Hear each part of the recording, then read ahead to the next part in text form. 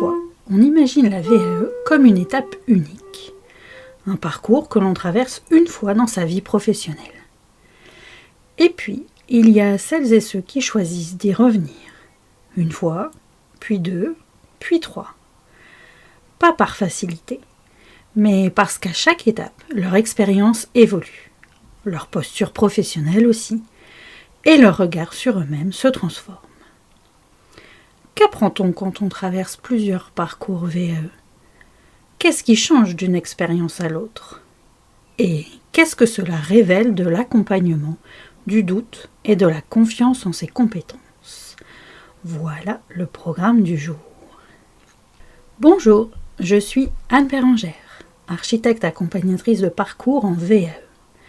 J'accompagne des professionnels engagés à transformer leur expérience en certification avec un cadre structuré, exigeant et profondément humain. Bonne écoute! Alors, bonjour à vous. Bonjour. Combien de parcours VAE avez-vous réalisé? Alors, j'ai réalisé 3 parcours VAE, donc pour obtenir 3 diplômes différents, dans 3 contextes professionnels différents.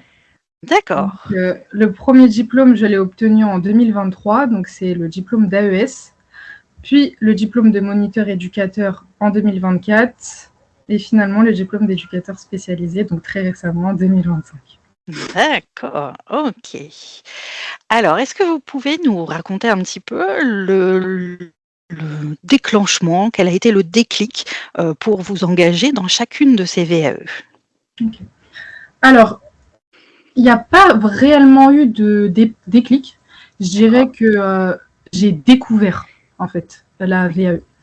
Parce que j'ai commencé à travailler donc, dans une structure d'accueil d'urgence. Donc, on accueillait des personnes en situation de handicap, en situation complexe. Et je travaillais en tant que faisant fonction d'AES. Et donc, c'est dans ce contexte-là qu'un collègue de travail qui lui-même passait une VAE m'a dit « Mais ça fait 1 an et demi que tu travailles. Pourquoi tu passerais pas la VAE ?» Mais qu'est-ce que la VAE? Honnêtement, il a eu beau m'expliquer, j'y comprenais rien. Donc, je me suis dit, bon, il faut que tu te renseignes par toi-même. Donc, je me suis renseignée sur Internet, notamment dans des groupes Facebook, où j'ai trouvé plein d'informations. Mais à ce moment-là, j'ai trouvé peu d'infos. Donc, je me suis dit que je contacterais des professionnels. Donc, j'ai tout simplement tapé VAE social, VAE AES. Et donc, sur ma page Google, j'ai cliqué sur les 2 premiers et j'ai mis mon adresse email, mon numéro de téléphone et j'ai été contactée et j'ai pu avoir beaucoup plus de renseignements. Oui. Donc, oui, je dirais que ça n'a pas été un déclic, j'ai découvert le dispositif, ça m'est tombé dessus. Et donc, j'ai passé ma première VAE AES donc, en 2022. Donc, j'ai été accompagnée par cet organisme de formation. Et puis, l'année suivante, comme ça s'était plus ou moins bien passé, je me suis dit, bon, autant continuer avec eux pour passer le diplôme de moniteur éducateur. D'accord. Sauf que cette fois-ci, je me suis retrouvée un peu seule. Je me suis beaucoup remise en question et je n'ai pas trouvé l'accompagnement personnalisé que je recherchais. D'accord. Voilà. Je vous en dirai peut-être plus tard. Mais oui, tout à fait, on va aller creuser tout ça. Et l'année suivante, j'ai décidé de continuer, donc passer le diplôme d'éducateur spécialisé, cette fois-ci avec un autre organisme de formation, puis avec un formateur indépendant pour ma préparation à l'oral. Donc voilà, je dirais que c'était un projet personnel. Mon objectif, c'était d'obtenir un diplôme, d'avoir une reconnaissance, pouvoir prétendre à une revalorisation salariale, avoir plus de responsabilités. Donc voilà. D'accord. Et alors au niveau contexte un peu pour que tous nos auditeurs puissent bien comprendre, donc on a compris que pour votre première VAE, vous étiez en poste, un collègue vous a parlé et voilà, vous avez décidé de faire votre première VAE. Pour la deuxième VAE, qu'est-ce qui vous a décidé? Est-ce que d'abord vous étiez au même endroit professionnel ou est-ce que vous avez changé entre-temps? Qu'est-ce qui vous a fait dire un jour, ah bah tiens, je vais refaire une nouvelle VAE? Alors, comme je l'ai dit précédemment, moi, mon objectif principal, d'abord, c'était d'avoir un diplôme. Oui. J'ai obtenu mon diplôme d'AES en 2023, puis j'ai décidé de changer de travail. Mon environnement de travail me pesait beaucoup. Je travaillais avec des personnes en situation de complexe, compliquée. Il y avait beaucoup de troubles du comportement et je voulais voir autre chose. Donc, j'ai décidé de travailler dans un IMP, donc un institut médico-pédagogique, où j'accompagnais des enfants et adolescents qui présentaient une déficience intellectuelle. Et j'ai eu beaucoup plus de responsabilités sur ce poste-là. Je suis devenue référente éducative. J'ai passé une formation aussi pour devenir tutrice et maître d'apprentissage, donc j'ai été tutrice de stage. Je prenais de plus en plus d'initiatives, j'avais de plus en plus de responsabilités et je me suis dit, j'évolue sur le terrain, je veux aussi évoluer au niveau de mes diplômes. Donc moi, mon objectif, en fait, c'était de devenir éducatrice spécialisée. Sauf que, foutu syndrome d'imposteur, je me suis dit, ah non, je sais pas, j'ai peur, je regardais le référentiel, je me suis dit, est-ce que tu es sûre de toi? Et donc, je me suis dit, bon, pourquoi pas passer le diplôme de moniteur éducateur. Aujourd'hui, je regrette un petit peu parce que je pense que j'aurais été capable, mais je doutais beaucoup à ce moment-là. Oui. Donc voilà, j'ai passé la VAE moniteur éducateur. Puis l'année suivante, donc j'ai encore changé de structure, cette fois-ci pour découvrir la protection de l'enfance. D'accord. J'ai travaillé en MEX. Puis j'ai décidé de faire de l'intérim pour découvrir d'autres structures, d'autres environnements professionnels, et j'ai passé la VAE éducateur spécialisé. Ok. Donc, vous nous aviez dit pour les 2 premiers parcours VAE, vous avez été accompagné par une structure. Pour la 3e VAE, vous avez également été accompagné? Oui, j'ai également été accompagnée pour ma 3e VAE, donc par un autre organisme de formation assez connu sur Internet. Sauf que ça n'a pas été une très bonne expérience. C'est-à-dire que quand je me suis inscrite, j'ai été présentée à une accompagnatrice, donc qu'on va appeler Madame X. Donc, on a eu un premier échange téléphonique avec Madame X, ça s'est très bien passé. Donc, on a fait connaissance, on a parlé du référentiel, de mes attentes plutôt. Sauf qu'une semaine plus tard, on m'envoie un mail pour me dire que Madame X a trop de candidats à gérer et que je serai suivie par Madame Y. Donc, je reçois un autre message de Madame Y. Bonjour, je suis votre accompagnatrice VAE. Donc, on communiquera directement sur leur plateforme. Pour vous expliquer, en gros, cet organisme de formation avait une plateforme dédiée avec un sort de bot chat. Et on communiquait uniquement par ce chat. C'est-à-dire que cette accompagnatrice VAE, je ne savais pas qui c'était. Bon, encore, parler par visio, c'est pas rester sur les appels téléphoniques, c'est pas dérangeant.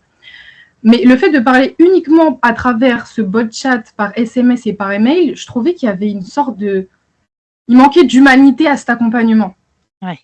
Et en fait, au bout d'un moment, l'accompagnement, pour moi, c'est pas uniquement corriger des fautes d'orthographe, corriger de la syntaxe. J'avais besoin, il y a des moments où j'hésitais entre plusieurs situations et j'avais besoin de cet accompagnement de proximité, je dirais, plutôt personnalisé. Et je me suis même dit, en fait, tu parles avec ChatGPT, c'est exactement la même chose, quoi. Je parlais avec un bot chat. Je ne savais pas avec qui je parlais. Donc, j'ai tout simplement arrêté. D'accord. J'ai tout simplement arrêté parce que c'était pas un accompagnement qui me convenait et je me suis dit, tu sais quoi, tu as réussi à en faire 2. Là, tu peux faire toute seule. Oui. Sauf que réaliser une VAE, c'est pas comme réaliser un mémoire, dans le sens où on n'est pas dans du recrachage d'informations, c'est de l'analyse de ses propres compétences, de sa propre expérience professionnelle, et c'est pas un exercice qu'on a l'habitude de faire continuellement. Dans le sens où, quand on travaille depuis longtemps dans une structure, il y a des sortes d'habitudes, de routines qui s'ancrent, et on ne sait plus réellement si ce qu'on fait, c'est pour le bien de l'enfant, est-ce qu'on répond à ses objectifs du projet personnalisé, ou est-ce qu'on fait ça parce qu'on a l'habitude de faire ça. Et donc, cet exercice-là de rédaction du livret 2, il est extrêmement compliqué. Et quand on n'est pas accompagné, je ne dis pas que c'est impossible, c'est faisable. Mais lorsqu'on n'est pas accompagné, on se sent vite seul et on ne sait pas si on va dans la bonne direction.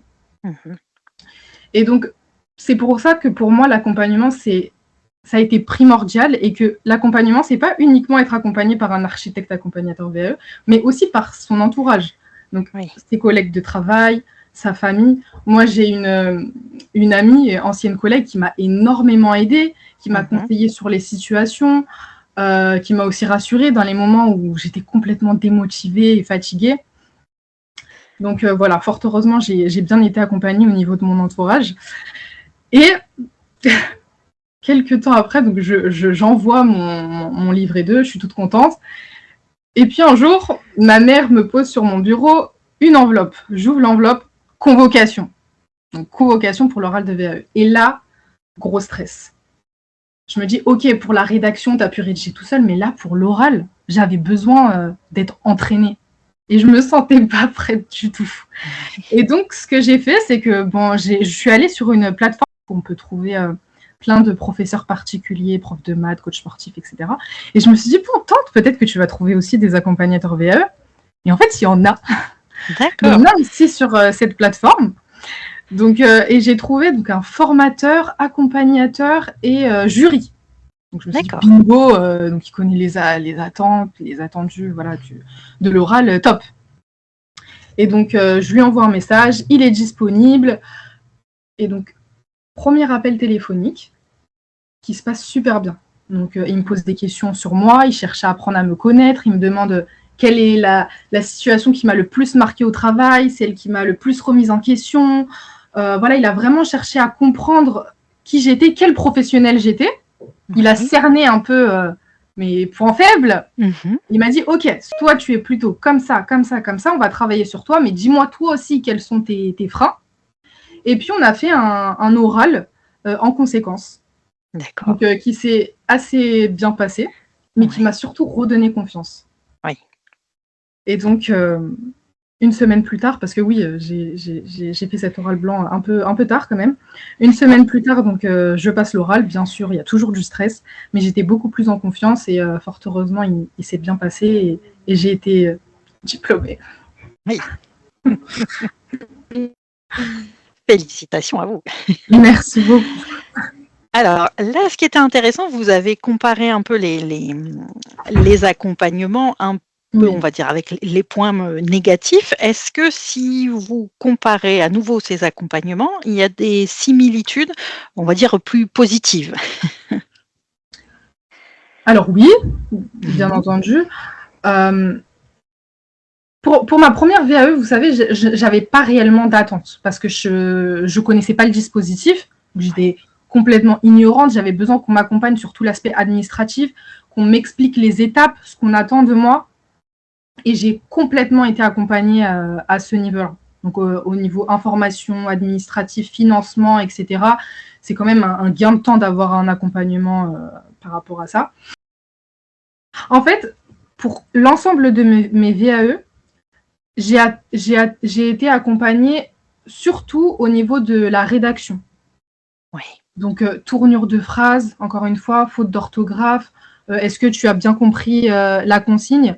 Mais j'en attendais plus niveau motivation.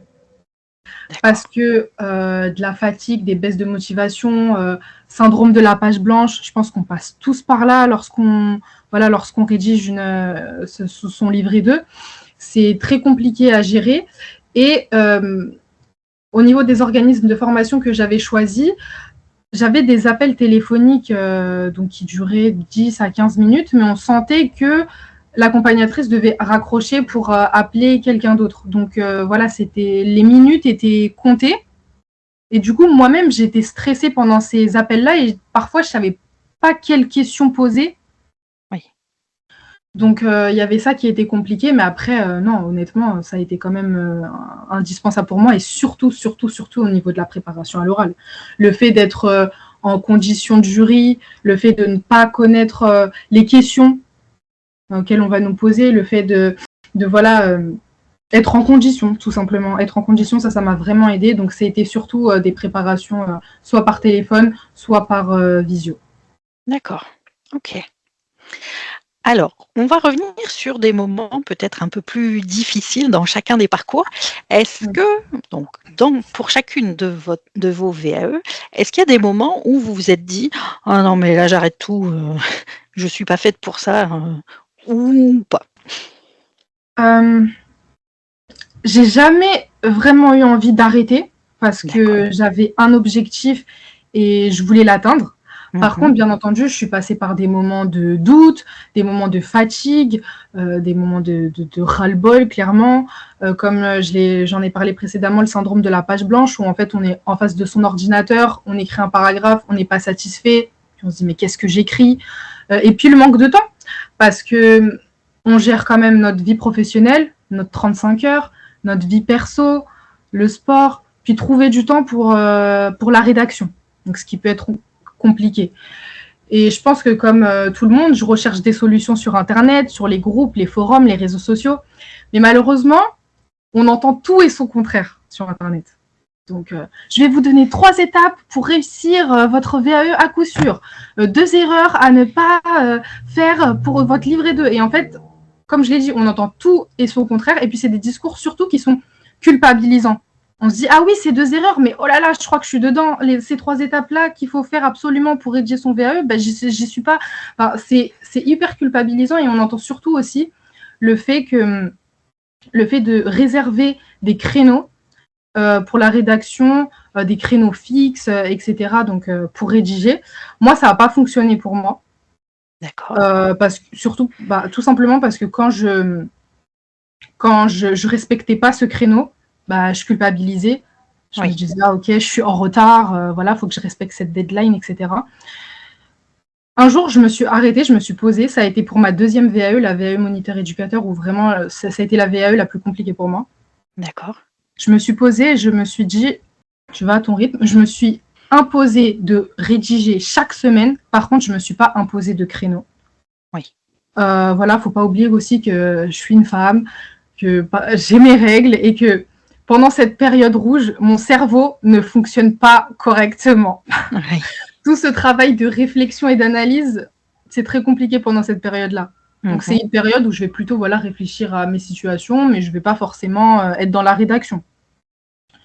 Donc, voilà, si je pouvais donner quelques conseils, je dirais d'aller à son rythme, d'avoir des deadlines, quand même, et puis de se dire de rédiger au moins une fois par semaine. Pas quand, ne pas se fixer de créneaux fixes parce que c'est culpabilisant, mais de travailler régulièrement. Oui. Et même en m'adaptant, même en rédigeant comme ça à mon rythme et en rédigeant pas forcément tous les jours, j'ai réussi à rédiger mes livrets entre 4 et 6 mois à chaque fois. D'accord. Je pense assez correct. Tout à fait. Donc, voilà. Ok. Et alors, au fil de vos VAE, est-ce que vous diriez que c'était de plus en plus facile, entre guillemets, de tenir le rythme parce que vous saviez à quoi vous attendre ou bien pas forcément? Pas vraiment. Je pensais D'accord. après avoir réalisé ma première VAE, je me suis dit, bon, c'est du gâteau, tu sais comment rédiger, tu sais comment ça se passe l'oral, ça y est, les doigts dans le nez. Sauf que ça a été complètement l'inverse. C'est-à-dire que j'avais tellement confiance que je me mettais plus de pression, alors qu'en plus, les diplômes que je passais après la première, donc après le diplôme d'AES, c'était les attendus n'étaient pas les mêmes. C'est-à-dire que on en attendait plus de moi, que ce soit pour le côté rédaction, analyse, et même pour l'oral. Le référentiel aussi était différent, il fallait que je m'adapte.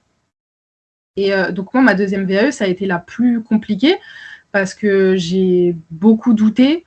C'était un moment aussi où j'ai été très fatiguée.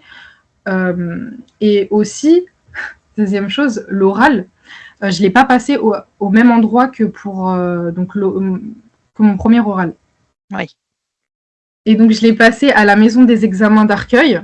Et en fait, il faut savoir que pour ce centre d'examen-là, on est plusieurs à passer dans la même salle. Donc, il y a plusieurs candidats et plusieurs jurys. Donc, on n'est pas tout seul et on entend tout le monde parler. Et moi, je m'y attendais pas. C'est-à-dire que je pense que si j'y avais été préparée, bon, ça se serait plutôt bien passé. Mais là, comme j'étais pas prête, j'ai été dérangée par le bruit. Donc, franchement, à plusieurs reprises, j'ai demandé au jury de répéter. Moi-même, je buguais. J'ai été vraiment déstabilisée. J'ai même pensé que j'allais pas l'avoir. Hein. Finalement, je l'ai eu. Mais voilà, comme quoi, faut pas, faut pas se reposer sur ses acquis. Que rien n'est acquis et que tout peut arriver. C'est comme pour les jurys. Donc, on nous parle souvent ça va être des éducateurs spécialisés, des chefs de service, mais en fait, pas forcément. Pas forcément, ils vont être 2, ils vont être 3. Moi, écoutez, j'ai passé un oral où ils étaient 3, un oral où ils étaient 2, ça ne veut rien dire. Il ne faut pas forcément écouter tout ce qu'on nous dit sur Internet. Et pour la dernière VAE, donc elle s'est mieux passée, mais j'ai quand même beaucoup stressé pour l'oral. Donc voilà. Et j'ai pas forcément réussi à développer de système ou de technique particulier. Que ce soit pour la rédaction ou pour l'oral, moi j'ai toujours fonctionné un peu au feeling, tout en me faisant accompagner bien sûr et en demandant autour de moi de l'aide. Donc moi, par exemple, je demandais à ma mère de me poser des questions générales, pas forcément sur mon livret parce qu'elle l'a pas lu, mais générales, voilà, sur le métier pour m'y préparer quand même. Oui, d'accord. Alors, j'aimerais bien qu'on creuse 2 points sur vos différents parcours. Quelle relation avec le référentiel, justement, vous avez eu lors de ces 3 parcours? Et est-ce que vous diriez que cette relation au référentiel a été peut-être la même dans chaque parcours ou bien plus marquée pour un parcours que pour un autre? Alors, je dirais que pour la dernière VAE, donc pour la préparation de mon diplôme d'éducateur spécialisé, ma relation avec le référentiel était particulièrement étroite. D'accord. Parce que j'avais tellement de pression, parce que c'était mon objectif principal, en fait, de devenir éducateur spécialisé. J'avais tellement de pression que lorsque je rédigeais, je voulais toujours vérifier que je répondais bien au référentiel, donc à mon bloc de compétences, que j'étais dedans. D'accord. Donc, je dirais même que parfois, c'était toxique, hein, parce que j'ai changé des situations à un moment donné. Donc voilà, sinon, étant donné que j'ai été accompagnée, c'est vrai que pour les premières VAE, j'y prêtais pas forcément attention. Je faisais entièrement confiance à mes accompagnateurs. Oui. OK. Et 2e point que j'avais envie de creuser, vous disiez tout à l'heure, à juste titre, que l'accompagnement, c'est pas que l'accompagnateur VAE, c'est aussi les collègues, la famille, et cetera. Est-ce que même chose dans vos différents parcours, il y a un moment particulier, des moments particuliers, je ne sais pas, où vous ressentez plus ce besoin d'accompagnement, on va dire, multidirectionnel? Alors, moi, à la base, je suis assez solitaire. J'aime bien être focus lorsque je rédige, surtout être dans ma chambre, ne pas avoir de bruit autour de moi. Et puis, je suis pas du genre à aller chercher de l'aide à l'extérieur. Et quand je le fais, c'est que j'en ai réellement besoin. C'est que là, je suis envahie par un fort sentiment d'anxiété. Et c'est pour ça qu'en général, lorsque je demande de l'aide, c'est avant l'oral. Parce qu'encore, pour rédiger, j'ai pas ce souci. Mais parler en public, c'est hyper compliqué pour moi. En tout cas, moi, ça m'apporte beaucoup de stress et d'anxiété. Et j'ai toujours eu besoin de faire des oraux blancs pour me rassurer. Et d'en parler à ma famille, mes proches. Moi, pour ma dernière VAE d'éducateur spécialisé, j'ai une ancienne collègue de travail qui m'a appelé tous les soirs en visio pour me poser quelques questions, même si c'était une ou deux et qu'ensuite on discutait de tout et de rien. Ça me permettait d'être plus rassurée. Oui, d'accord. Et ça a été indispensable. OK. Alors, au niveau de votre évolution personnelle, est-ce que entre votre première VAE et aujourd'hui, vous vous sentez personnellement, du coup, différente? Bien sûr, j'ai beaucoup plus confiance en moi aujourd'hui, mais surtout que j'ai répondu à un besoin interne que j'avais. c'était d'obtenir un diplôme. Donc, il y a un peu d'ego quand même dedans. Parce que moi, pour recontextualiser, j'ai besoin de faire un bond dans le passé. Donc, après avoir obtenu mon bac, j'ai entamé des études. Donc, des études en radiologie, donc rien à voir avec le métier d'éducateur spécialisé. Mais j'ai arrêté en cours de route. Mes collègues de promo, eux, ont eu leur diplôme, l'ont fêté, mais moi, ayant arrêté et ayant décidé de me réorienter, bah, je me suis retrouvée sans rien, sans diplôme. Et donc, voilà, pour être socialement acceptée, je voulais avoir un foutu diplôme. Donc, le fait d'en avoir un premier, donc le diplôme d'AES, bah, j'ai été déjà hyper fière et j'ai comblé quand même une partie de moi que je voulais combler depuis un moment. Et puis, je suis quelqu'un aussi de nature assez ambitieuse.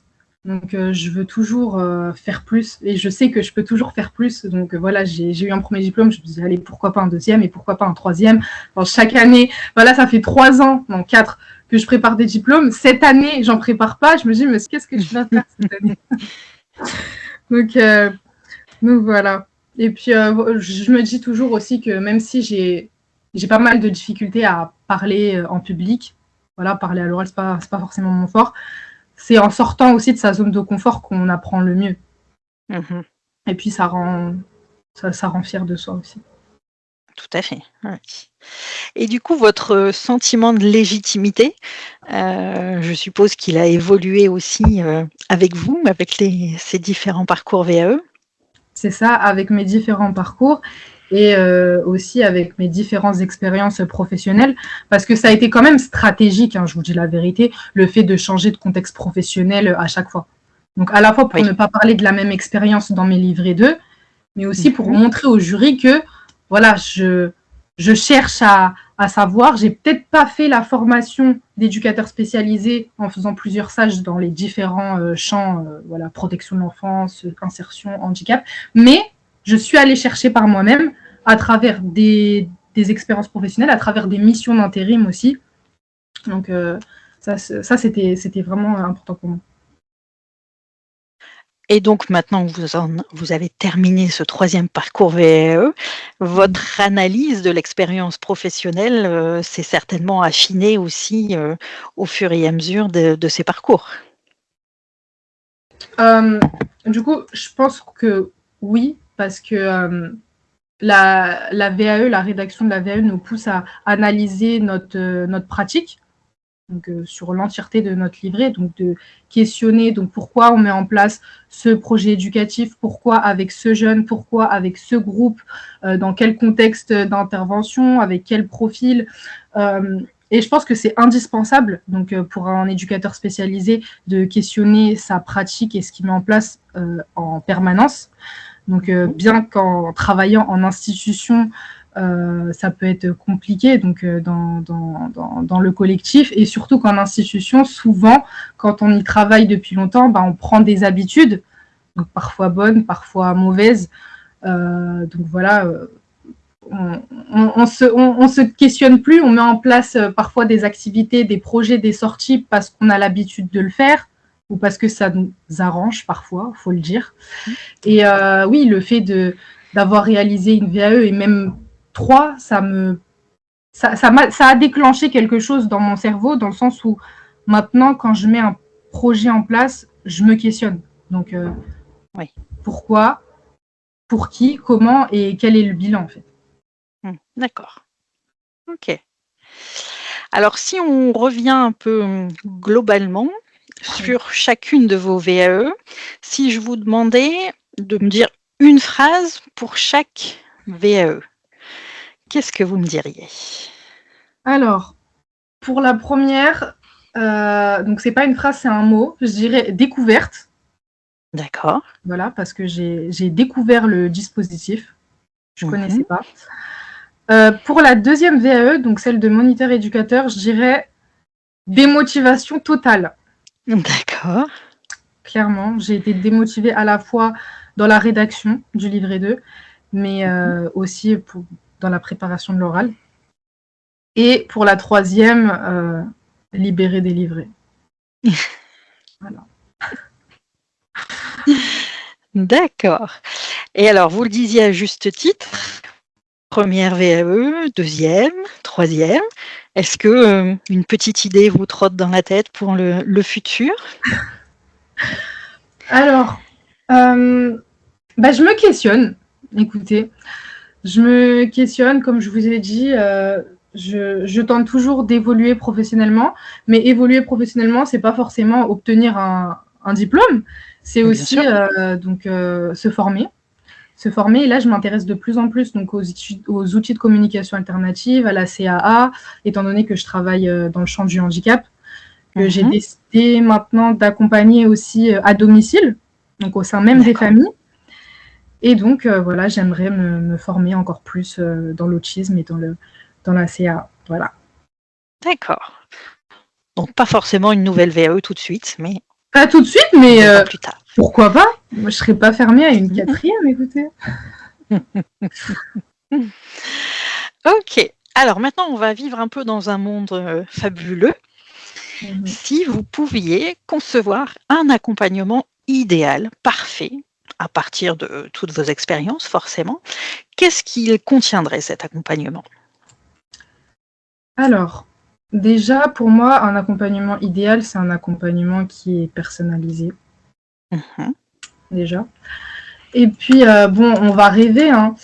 Moi, j'imagine vraiment une plateforme, parce que voilà, moi, j'adore Internet, etc. Donc, une plateforme avec, donc certes, le côté visio, appel téléphonique, accompagnement avec l'accompagnateur, mais un côté aussi théorique, parce que je pense que c'est ce qui manque un peu lorsqu'on fait une VAE. La VAE, certes, c'est voilà, l'analyse de son expérience, etc. Mais il y a quand même besoin de théorie. Donc, par exemple, dans le travail social, on parle beaucoup de certains concepts, de certaines lois, certaines définitions à connaître, et qu'on n'a pas forcément, parce que quand, comme moi, on a connu le métier qu'à travers le terrain, il y a certains concepts qu'on ne connaît pas. Oui. Et donc, moi, j'ai dû aller chercher l'information, après, c'est le travail, hein, par moi-même, donc à travers des manuels, à travers des livres, à travers des vidéos YouTube aussi. Donc, voilà, avoir ce petit côté un peu de théorie. Et puis, qu'est-ce que je pourrais ajouter? Un système de...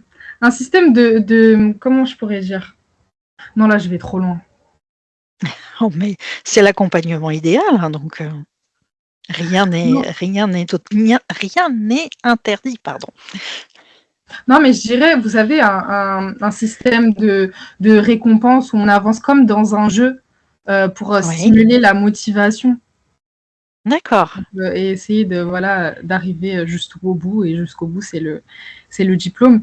Mais ce que je proscrirais, et ce que j'ai vécu, c'est l'accompagnement qu'à travers les SMS, les mails et les bots chat. Ça, je trouve que ça enlève tout le côté humain de la VAE, et c'est ce que moi, j'ai pas vraiment apprécié.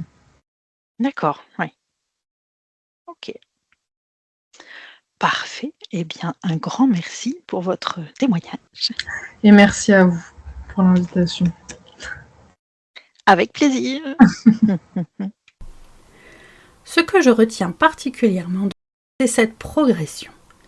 3 VAE, 3 contextes, 3 étapes d'un même cheminement professionnel. Son témoignage montre quelque chose de précieux. La VAE ne valide pas seulement une expérience. Elle transforme aussi le regard que l'on porte sur soi-même. Au fil des parcours, on affine sa posture. On apprend à mieux analyser sa pratique. On identifie plus clairement ses compétences. Et parfois, on dépasse ce fameux syndrome de l'imposteur qui freine tant de candidats. Son témoignage rappelle aussi une réalité essentielle. La qualité de l'accompagnement peut profondément influencer l'expérience vécue. Si cet épisode vous a parlé, abonnez-vous pour suivre les prochains entretiens. Et surtout, ce podcast vit grâce à vos retours. Si vous avez une question, une idée de thème, ou si vous souhaitez partager votre propre expérience de la VAE, contactez-moi via le lien en description. Merci pour votre écoute. Les VAE, c'est recommencer pour mieux se révéler.